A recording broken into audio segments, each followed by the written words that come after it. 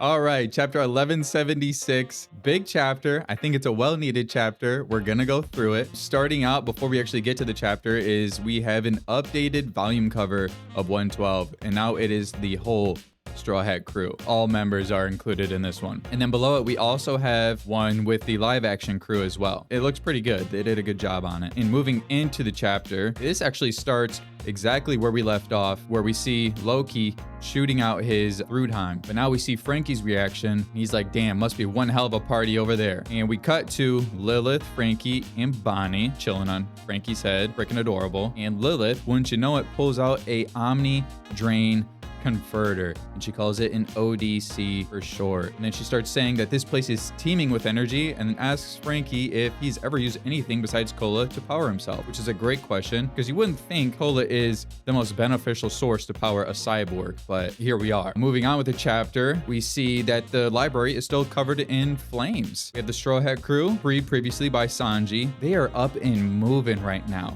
They are up and moving towards the library. We stop to see Saul for one panel to see how he is, and we go, all right, cool, you're still alive, you're still breathing, all right, see you later, Saul, we're out of here. And my god, if somebody doesn't get Usopp to do something, this man has his hands on his head, screaming.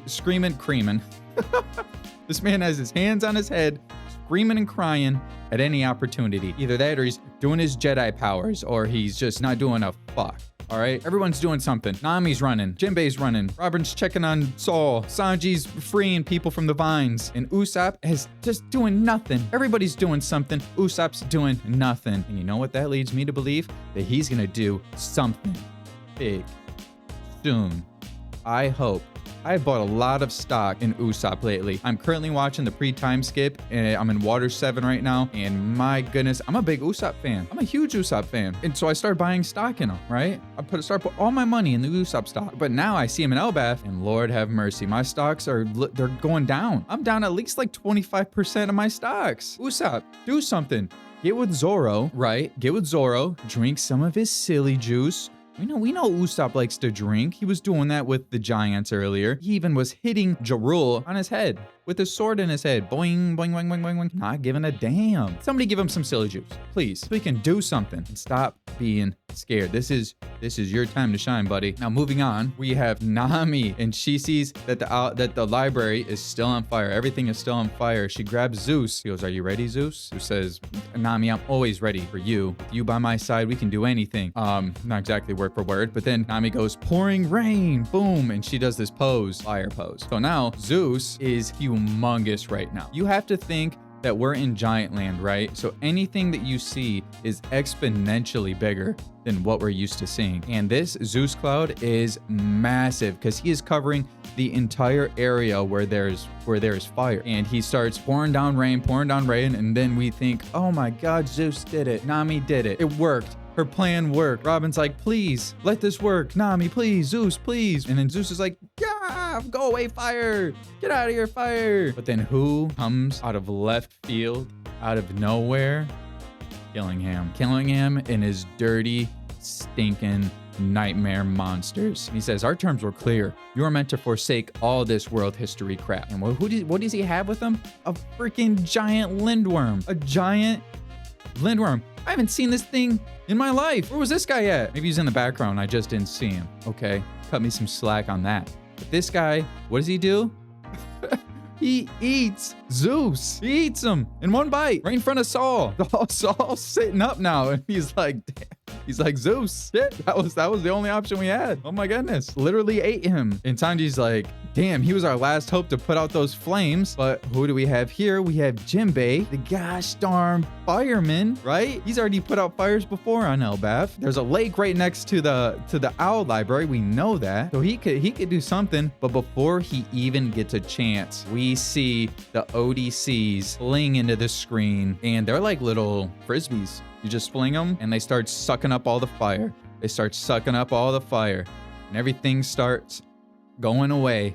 Everything starts going away, and instead of fire, it leaves it with ice. So now these energy converters, which were skinny discs, and when they have finished absorbing the elemental power, they are now thicker discs because they are harboring that energy inside of them. And now we see the owl library. I think we see the school, the lake. It's all covered in ice. It's all frozen. Robin's like, what happened? Saul's like, the fires in the school and the library have all been extinguished. And then Lilith says, even calamities are ultimately just clumps of energy. So assumably this thing can absorb any type of energy, like any element, not only fire, but maybe like water, wind, who knows? There's a lot of potential with this new tech. So now Lilith bottles up the energy inside of one of Frankie's cola bottles. She takes the disc, hooks up a cola bottle to it, puts the energy in it, and then tosses it to Frankie. Frankie's like, dude, this looks like it's gonna blow up any second. And she's like, yeah, that's called Super Vega Cola, buddy. Now put that up your butt and see how you feel. Frankie's like, oh my God, the look on his face after Lilith told him to put it up his butt is crazy. He said, up my butt, dude? She's like, yes, up your butt. It's the only way. And we're hoping to free Zeus right now because Zeus has just been ate by the Lindworm. And now we have a super powered up Frankie, assumably. And we have Killingham. We have everybody here. Robin says, Saul, can you make it to the library? And he says, of course I can. But Killingham is not going to let that happen because he sends his Lindworm to devour the library. And he says a new world can only be born by severing things like history. So his main goal is, okay, we weren't able to burn down the library, so we're just gonna destroy it. We're just gonna eat it up. And then we have Jinbei. He's swimming in the water. The exact water I was just talking about. He's swimming in it right now. And he says, Nami, leave Zeus to me. He's gonna cough right up after I strike him with my fist. And then, dude, Killingham with the most racist rant we've heard in a minute. Because anytime somebody sees these fishmen, they're like, oh my God, that ugly fishman. That's exactly what Killingham does. He says, wow, you are really the most repulsive race in the world. You're about to make me gag. He says, good thing I brought my mask because I don't know if I could stand the stench of you. Who comes to his aid? Who comes to his support? And who comes to his aid? Who's standing by his side? Who's backing him up? None other than Vinsmoke Sanji. He says that elitist attitude and gross ideology is typical for a celestial dragon. He even says you really must be out of touch if you even don't recognize a former warlord like Jinbei. Now, how are you going to pay for insulting a member of my crew? How about I kick a hole in that precious mask of yours? And this is kind of crazy because I think we know that Sanji and Jinbei aren't really like super tight Namaka with each other. I think there's something where Sanji still kind of blames Jinbei for freeing Arlong and that having an effect on Nami and ruining her childhood, right? But now with this whole thing with Sanji coming to Jinbei's aid, seems like that whole thing is behind them. Because now Sanji is like, you have just insulted a member of my crew. That is not going to slide with me. I don't care if it is Jinbei. That is Nakama. You got to pay. So now all three boys spring into action right here. We have Frankie he says, he jumps so high up into the air, first of all. So high, it's incredible. And he goes, all my muscles are raring to go. With this boost, any monster that crosses me is going to be crying for mercy after just one hit. And now what I failed to mention before is that Lilith does say that Frankie's body was already on par with the Pacifista, which is pretty impressive because these new Pacifista are pretty incredible, right? So what it seems like is going on is Frankie and Jinbei are going to attack the Lindworm, and then Sanji is going after Killingham. So let's talk about the Lindworm first. We have Frankie with a super strong Dexter, which translates to right in Latin. And his punch, I'm not kidding when I say this, takes the head off of the Lindworm. The Lindworm is gone, dead. Just off that punch alone, you didn't even need. Jinbei comes in with a vagabond drill straight to the abdomen of this guy, right? And that's what propels Zeus out of the monster. So it's so cool because Frankie knocks the head of the monster and then Jinbei hits the monster to propel Zeus out of him, which is honestly a sick scene. The animation is gonna go crazy with that. That was fire. And then and then Sanji comes in spinning, boom, with an Ifrit Concasse straight on the head of Killingham. Deforms his face, and if it doesn't destroy that stupid little bubble on his head, I don't know what will, because that is a powerful hit. And that's where that scene ends. We leave there with the monster being slain, Killingham taking a massive hit, Zeus being freed, and I think we're looking pretty good there, because I think who we have there right now can take on Killingham. I think that's a low diff right there. And moving on to the end of the chapter, this is where the title With Pride comes in, because now we're going back to West Village, where we have Zoro, we have Yarul, Hajrudin, Stanson, and then we have Dorian Brogy and all of the Domi Reversi giants on the other side, right? They're still worried because they still keep coming. They're like, what the hell can we do? These guys keep regenerating. Oh, none of our attacks are working right now. Zoro hit him with the crossing 6 paths. They still got up. What do Dory and Brogy do? They're barely hanging on. I've seen a lot of people saying that they are communicating telepathically in this, but I don't think they are. I think they're actually talking to each other, because Brogy says, Dory, are you still in there? And Brogy says, I'm barely hanging on. So they're talking to each other. I think because they've undergone so much damage that maybe the curse may be slightly weakened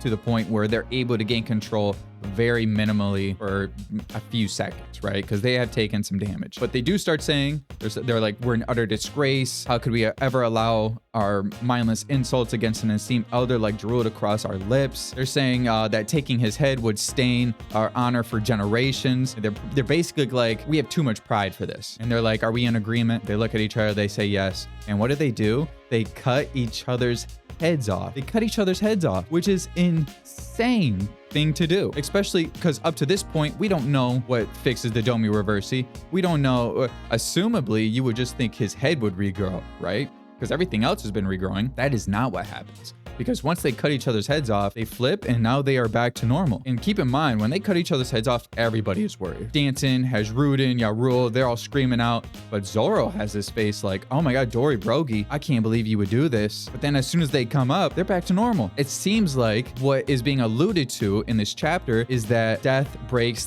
the demonic curse, which you would almost seem like, so that would mean Roger and Garp must have killed Rox, because that's the only way for his Domi Reversi to have ended as well. Right? And you would also think, you need to kill the unkillable to kill them? Okay. So Haki is not a factor when it comes to breaking the Domi Reversi curse. You really don't need Haki. You just need to be able to cut their head off. Pretty much is what is making sense to me at this point. So now we have, not gonna lie, a pretty hard picture where we have Stanson, Dory, Brogy, and Hajrudin in the back, just standing tough, saying, now we know what we must do. We got to kill everybody. And Zoro's like, so we can go all out against the rest, huh? And they just seem way too excited to start killing all of their friends, to be honest, if I'm going to be 100% with you. Zoro says, I feel kind of bad, with a smile on his face. They actually all have smiles on their faces, and they're just excited to get to work. And that's where the chapter ends. You do have a break next week. So there is, I'm sure, a ton of more stuff we can talk about in another video.